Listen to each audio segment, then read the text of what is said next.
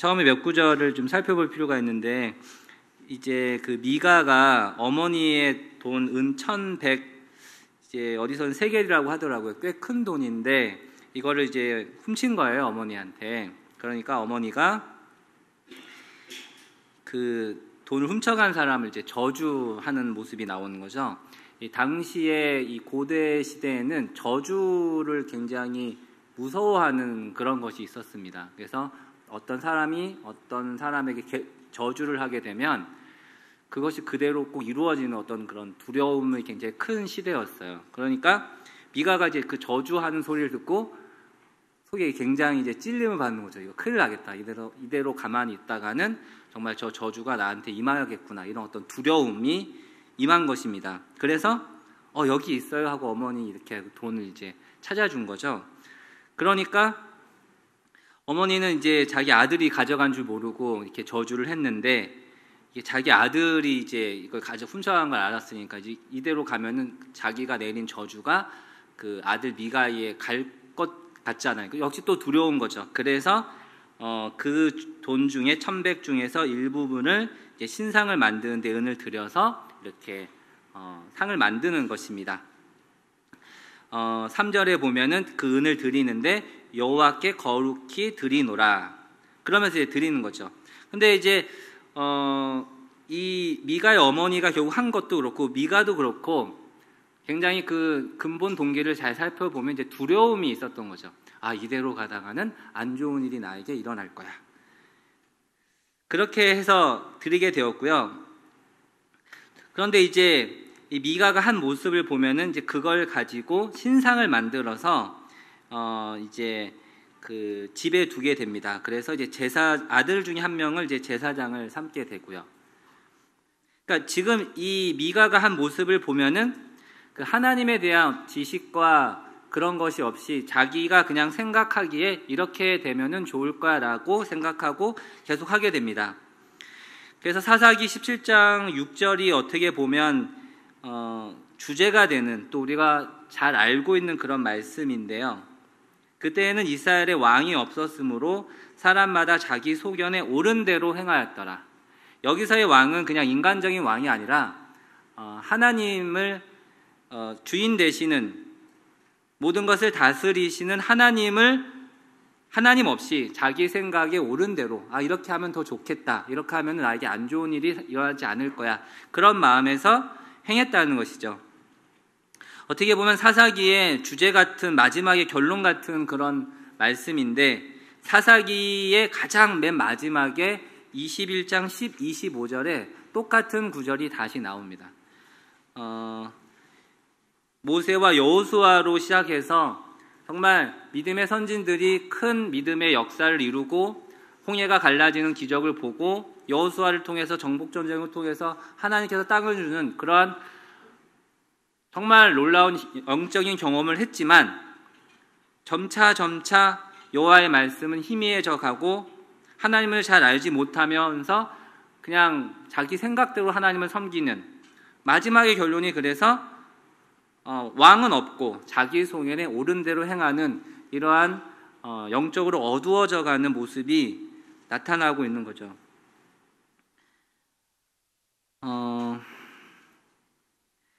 그래서 이제 말씀을 좀 더 살펴보면은, 이제 미가가 신상을 세워가지고 가는데, 결국 미가의 그 본질적인 그것은 처음에 그 신상을 만드는 것도 두려움, 어떤 내게 안 좋은 일이 일어나지 않았으면 좋겠다, 그런 마음에서 시작을 했고, 10절에 보면은 미가가 이제 이러한 일들을 하는데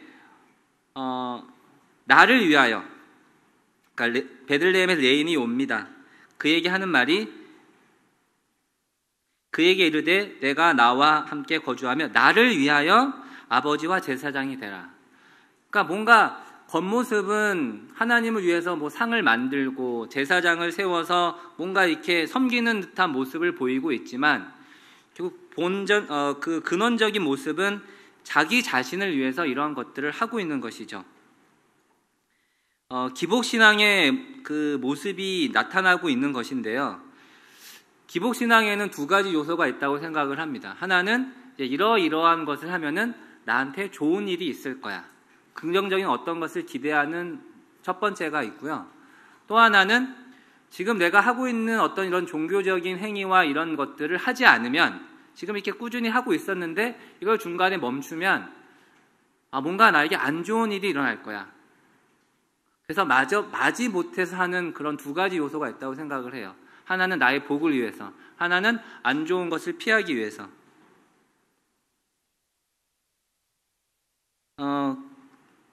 그래서 17장 13절에 딱 그 미가의 속마음이 나와 있습니다. 미가가 이르되 이제 레위인이 내 제사장이 되었으니 여호와께서 내게 복 주실 줄을 아노라. 그러니까 좋은 일이 일어날 거야. 이렇게 결론이 나오고 있죠. 당시 아주 어두워진 그런 영적인 모습을 미가가 대표적으로 보여주고 있다고 생각을 하고요.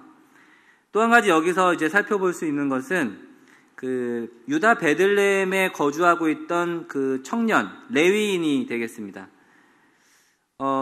당시 이제 레위인은 유다 그 이스라엘 민족의 다른 민족들로부터 이렇게 공개를 받아서 이렇게 생계를 해결할 수 있게끔 되어 있었는데 이게 다 이제 무너진 거죠. 이거 어떤 이러한 체계가 되지 못한 겁니다. 그러니까 먹고 살 길이 이렇게 막막하니까 자기가 거주하던 유다 베들레헴을 떠나서 에브라임 산지까지 오게 된 거죠.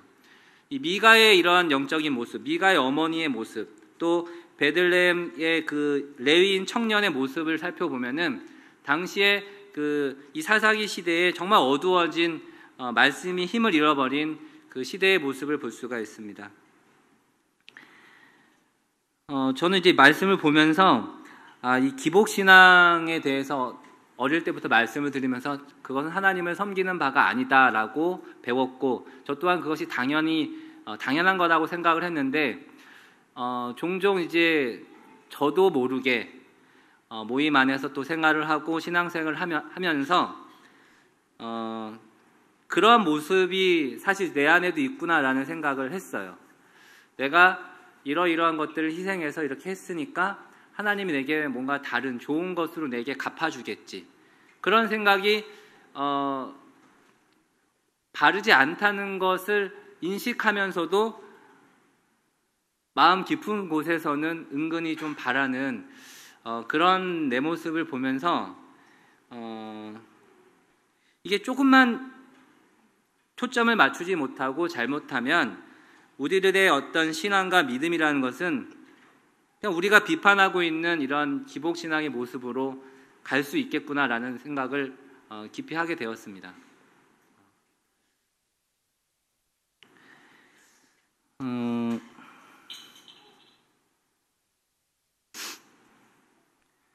그러면서 결국 우리가 하나님을 믿고 섬기는 것은 뭔가 더 이 세상에서 좋은 것을 위해서 또는 나에게 안 좋은 일이 일어나지 않기 위해서 하나님을 섬기는 것이 아니라 정말 하나님 자신을, 하나님 그 자체를, 그분 당신을 우리가 믿고 섬기는 것이 신앙인데, 이것이 이 중심이 잡히지 못하면 바로 이렇게 다 곁길로 빠지고 마는 것이구나라는 생각을 했고요. 어떻게 보면은 이 사사기 17장과 가장 대조가 되는 말씀이 시편 1편이 아닌가라는 생각을 했습니다.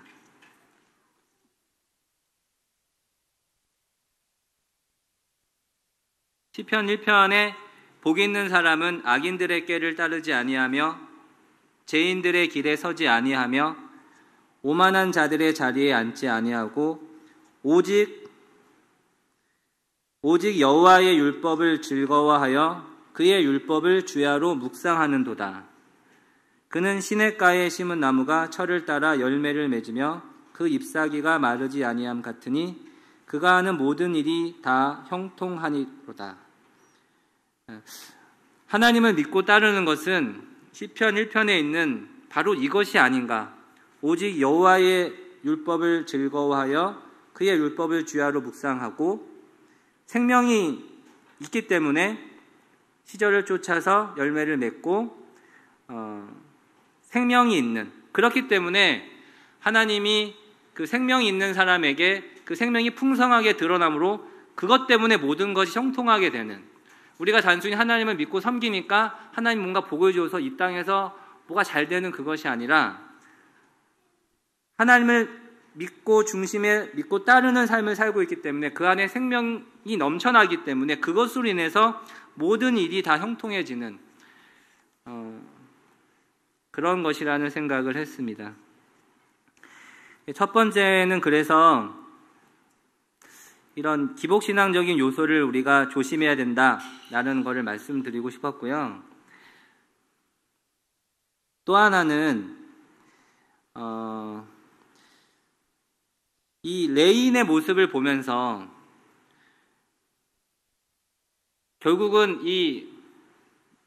나의 신앙이 있고 또 우리 교회의 어떤 교회 전체의 신앙이 있는 건데 서로 이렇게 상호작용을 한다고 생각을 했습니다. 그래서 우리가 이렇게 잘못하면은 이런 레인 같은 사람을 만들게 되는 거죠. 우리가 말씀에 집중하고 말씀으로 섬길 수 있는 일꾼들을 섬기고 그분들이 더 말씀을 더 집중하면서 교회를 영적으로 이렇게 부양할 수 있도록 하지 못하면 이렇게 생계를 쫓아서 이렇게 에브라임 산지까지 가는 이런 레인 같은 사람을 만들 수 있는 것이고요. 내가 하는 모든 행위는 그냥 나만의 문제로 끝나는 것이 아니라 반드시 내 가정과 교회에 영향을 끼치게 된다는 것이죠. 내가 신앙생활이 참 영적으로 건강하고 그러면 그것이 어떤 교회도 영적으로 건강하면 이게 최선의 결과가 나오는데 내가 이렇게 신앙 영적으로 다운되어 있고 그러면 그것이 점점 교회에 영향을 끼치게 되고 교회에 영향을 끼치게 되면 교회가 전체적으로 영적으로 건강하지 못하게 되고 그러면 그것이 결국 나의 자녀들 또 가족에게 영향을 끼치게 되어서 전체적으로 이렇게 영적인 그런 분위기가 건강함이 사라지게 되는 당시에 이 사사기 시대가 그러한 시대가 되었다고 생각을 합니다. 초창기에 정말 믿음의 모세, 여호수아 같은 그런 강한 지도자가 있었고 건강한 그런 영적인 건강함이 있었지만 조금씩 침체되어 간 것이죠. 그래서 어느 날 이제 17장에 와서는 뭔가 영적인 것이라고는 전혀 볼 수 없는 희미해지고 약해져 버린 이스라엘 모습을 볼 수 있는데 이 모습이 우리가 긴장하고 각성하고 기도하지 않으면 5년 후, 10년 후, 20년 후에 우리의 모습이 될 수도 있다고 생각이 들었고요. 제가 사사기 17장 여기 말씀을 보면서 참 정말 많은 반성을 하게 되었습니다. 지금 내 모습을 내 아이들이, 내 자녀들이 보고 있는데 이 아이들이 건강하게 과연 영적으로 성장해 나갈 것인가? 쉽지 않은 이제 시대에 우리가 살고 있다는 생각을 했고요. 제가 이제 학생회 교사 일을 지금 꾸준히 꽤 오랫동안 했는데 아이들의 모습을 보면서 가면 갈수록 더 물론 이제 제 가르치는 교사 저의 책임이 매우 큽니다만 갈수록 더 건강하고 이렇게 영적으로 더 집중하는 그런 모습보다는 왠지 모르게 조금씩 침체돼 가는 예전보다 말씀에 더 집중하지 못하고 아이들이 말씀을 많이 듣는 거는 같으나 정말 말씀을 정말 실질적으로 많이 알고 있는가라고 이렇게 자세하게 관찰해 보면 그렇지 않은 모습을 더 많이 보게 되거든요. 그래서 우리가 이제 주일학교도 있고 학생회도 있고 청년회도 있는데 정말 영적인 교육은 부모로부터 이루어지는 거지 그런 기간에 어떤 이렇게 맡겨놓고 거기서 잘 되겠지 하면은 그것은 굉장히 위험한 어떤 선택이 될 수도 있다는 생각을 했습니다. 그래서 한 번 더 우리가 각성을 하고 물론 제 자신이 더 각성을 해야 된다는 생각을 했고 아이들은 내가 하는 말이 아니라 나의 등을 보고 자란다라는 말이 있는데 정말 믿음의 그런 모습을 보여줘야 되겠다 그렇게 생각했고, 나의 영적인 모든 행위든 그냥 나만의 문제로 끝나는 것이 아니라 내 가정, 내 교회에 영향을 미치게 된다는 것을 기억하고 더 기도하고 그렇게 해야 되겠다라는 생각이 했습니다.